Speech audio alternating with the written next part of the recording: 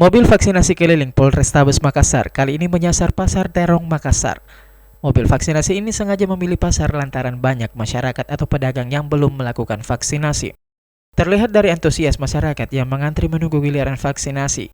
Baik para pedagang maupun masyarakat di sekitar pasar tersebut antrian demi mendapatkan antrian vaksin. Untuk Senin 11 Oktober, sebanyak 300 dosis vaksin jenis Sinovac yang ditargetkan bagi para pedagang dan masyarakat di pasar ini. Untuk target, kita targetkan hari ini bisa kita vaksin sekitar 300 warga yang vaksin, baik vaksin pertama maupun vaksin kedua. Ini memang diperuntukkan untuk orang-orang yang ada di Pasar Terong ini atau bagaimana?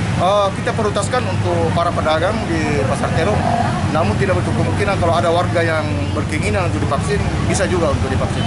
Hadirnya vaksinasi keliling ini sebagai langkah membantu percepatan vaksinasi dengan menyiapkan sebuah mobil vaksinasi milik Polrestabes Makassar yang bertujuan mempermudah masyarakat untuk mendapatkan pelayanan vaksinasi. Ilham Cepi, Hairudin, Fajar TV dan Fajar Radio melaporkan.